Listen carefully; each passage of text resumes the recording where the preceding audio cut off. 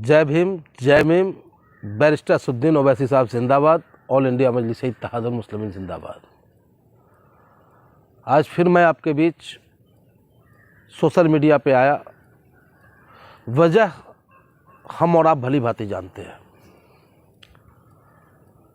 जैसा कि कहते हैं कि शेर जो है जंगल में जब तक होता है वो शेर होता है, लेकिन जब वो पिंजरे के अंदर उसे कैद कर दिया जाए तो उसे एक सर्कस वाला उसे अपने इशारे पे नचाने का काम करता है।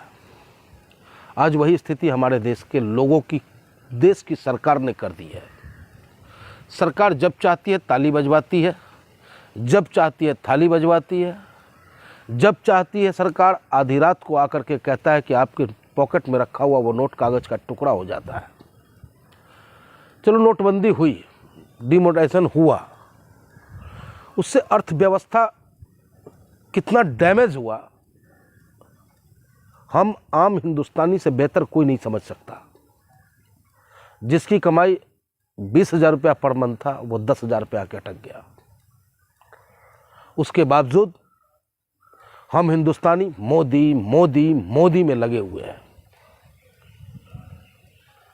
और उस वक्त में 1000 के नोट को बंद कर जब 2000 के नोट को लाने का निर्णय सरकार ने लिया था, उस वक्त में हम विपक्षी मजबूत तरीके से सरकार को बताने का काम किए थे कि जब 1000 के नोट में ब्लैक मनी जमा हो सकता है तो 2000 तो और आसान है। 50-2000 का नोट 1 लाख बन जाता है। तो काला धन छुपाने का तरीका भी आप ही बताते हो साहब। और फिर आज आपने फरमान जारी कर दी। ठीक है, काला धन समाप्त होना चाहिए क्योंकि मार्केट से 2000 का नोट गायब हो चुका था। लेकिन हर सही निर्णय सरकार का और हर गलत निर्णय विपक्ष का हो, ये कहाँ तक जायज़ है? ये पूछता है भारत आपसे। आदरणीय प्रधानमंत्री नरेंद्र मोदी जी, ये सवाल उठता है आपसे। रोजगार की मैं बात करूं तो आप हमें मंदिर का घंटा बजाने का सलाह देते हो। जब मैं आपसे शिक्षा पे बात करना चाहूं तो कोई सुनने वाला नहीं। और आज तो अब हद हो गई है कि एक देश में आप एक कानून की बात करते हो और दूसरी तरफ आपके मंत्री ब्रजभूषण सिंह पे पास्को एक्ट में मुकदमा दर्ज होता है, लेकिन फिर आज शक्ति प्रदर्शन करने का काम किया जा रहा है कि जिसके पास शक्ति होगी वो कानून से बड़ा होगा। आखिर उस बेटी का क्या जुर्म जिसने देश के लिए मेडल जीतने का काम किया? जब वो बेटी मेडल जीत के लाई तो प्रधानमंत्री जी आप भी बड़ी शौक से अपना फोटो खिंचवाने का काम उसके साथ किया था। और मैं उस बेटी से भी कहना चाहता हूं कि कहते ना कि आज मेरी बारी तो कल तेरी बारी। जब शाहीन बाग में हिंदुस्तान की बेटी धरना पे बैठी थी तो यही बहन, यही बेटी उनको 10 रुपये और 50 रुपये लेकर और बिरयानी खाकर बैठने वाली महिला बताने का काम आपने किया था। खैर, मैं आपको प्रत्युत्तर नहीं दे रहा, मैं आपके साथ हूं। जो आपके साथ घटना घटी उसका मैं पुरजोर विरोध करता हूं और केंद्र सरकार से मांग करता हूं कि पास्को एक्ट में अगर आज कोई विपक्ष के नेता के खिलाफ मुकदमा दर्ज हुआ होता, प्रधानमंत्री जी और अमित शाह जी, तो आपकी पुलिस मर्द बन करके अपने ताकत का मुजाहरा करते हुए उसे गिरफ्तार करने, चंद घंटों में गिरफ्तार करने का काम करता। लेकिन आज ऐसी क्या बाध्यता है? उत्तर प्रदेश में वो रहते हैं। उत्तर प्रदेश के मुख्यमंत्री योगी आदित्यनाथ जी कहते हैं कि कानून का राज रहेगा। क्या ब्रजभूषण सिंह के सामने आपका कानून छोटा पड़ जाता है? उसकी गिरफ्तारी क्यों नहीं है? तो इससे पता चलता है कि सिर्फ आप विपक्षियों को टारगेट करना चाहते हो। विनोद सेंगर का नाम आएगा तब आपका कानून बौना बन जाएगा। ब्रजेश सिंह का नाम आएगा तब आपका कानून बौना बनेगा। चिन्मयानंद बाबा का नाम आएगा तो आपका कानून बौना बन जाएगा। तो कानून को अपना काम करने दिया जाए, कानून पे अंकुश ना हो, क्योंकि उसी पाक्सो एक्ट के तहत जिस आसाराम बापू के चरण में जाकर के देश के प्रधानमंत्री जी आशीर्वाद लिया करते थे वो आज भी जेल में हैं। और ब्रजभूषण सिंह जी ललकारने का काम कर रहे हैं लाइव। ब्रजभूषण सिंह जी के समर्थन में रैलियां निकल रही है। एक नई प्रथा चालू हो गई है कि जिसकी सत्ता होगी, अगर उसके खिलाफ कोई कार्रवाई करने की बात हो तो वो शक्ति प्रदर्शन कर कानून को छोटा बताने का काम करेगा।